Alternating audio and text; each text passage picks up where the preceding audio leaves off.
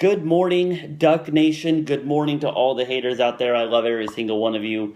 You are what's thriving this season for me. You are why I am very excited for this year. If it wasn't for you guys, I don't know how I feel about this year.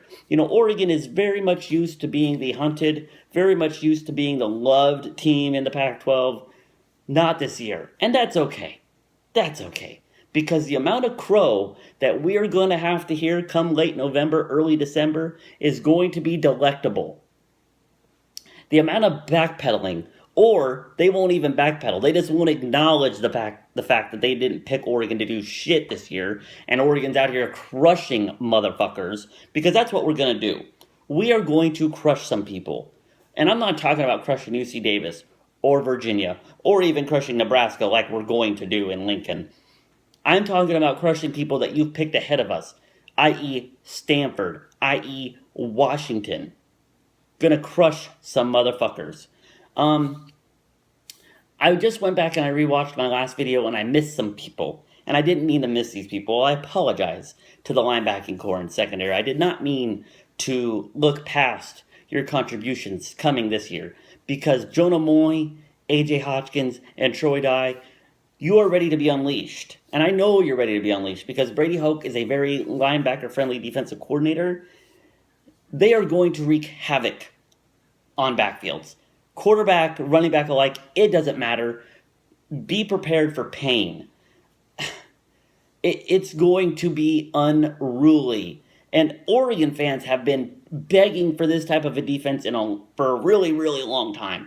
Some defense that goes out and makes the play, does not wait for the play to come to them, goes out and makes the fucking play, beats the guy's ass to the corner, and takes him out. And that's only going to help the secondary. If the quarterback doesn't have time to throw the ball because the linebackers are coming after him, or the D-line is coming after him, because the D-line is just as bad, and by bad, I mean nasty.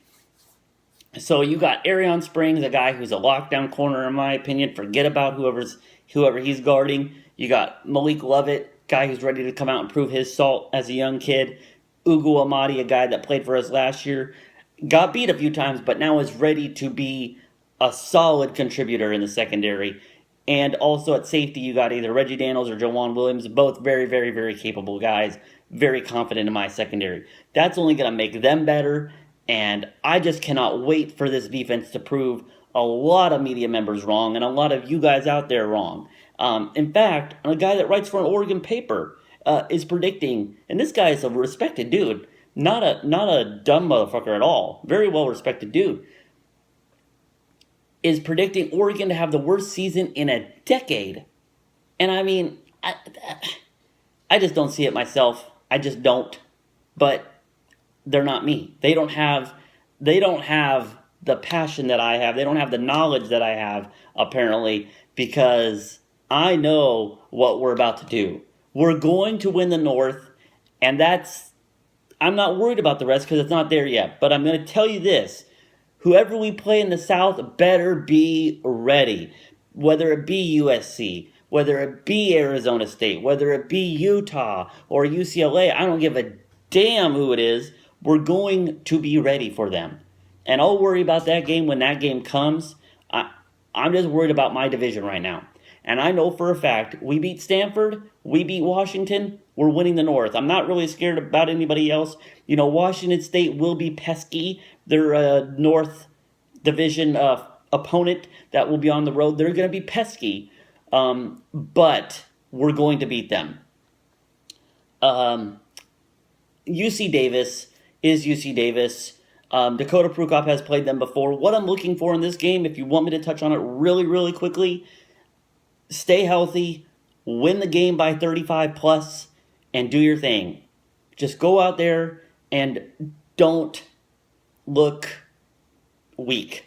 Go out there and look as strong as you're supposed to look. Now, a lot of stuff is going to be held back because it's UC Davis, and Oregon fans realize that. So, win the game, win it big, play some young guys, don't give up too much scheme-wise, get ready for Virginia, and stay healthy. It's what you're looking for in these ball games. Stay healthy. Man, I just cannot wait. Doug fans, are you ready for this revenge season, for this season where we're going to be able to wash away last year. That's what this season's all about, in my opinion, is washing away the doubt that has resonated from last year. Like I've said before, if we do our thing and we beat Washington State and we go to the Rose Bowl, none of this is being discussed. Oregon is still one of the top teams in the Pac-12 in a lot of people's minds. But since we had a down year, everyone's like, oh no, I don't know what's going to happen. Oh my God. They're worried. They're scared. But I promise you, Oregon is winning the North. We're going to do a lot of things that a lot of people aren't expecting us to do. We're going to have an All-American at running back. We're going to have an All-American in Darren Carrington at wide receiver. And the defense is going to be vastly, vastly improved. They won't be giving up 37 points a game. They will not be giving up 6 points, 6 yards a play. It's just going to be a grand year. And hell, you know what? If we don't live up to my expectations, you picked us to go 9-4 anyway. So you can't be mad at us. All I can be is wrong. Kill me for having faith in my team, coming out here and knocking out some people, doing their thing. Sue me. If I'm wrong, all I was wrong. Y'all have a great day. As always, go Ducks, and see you after the game on the 3rd.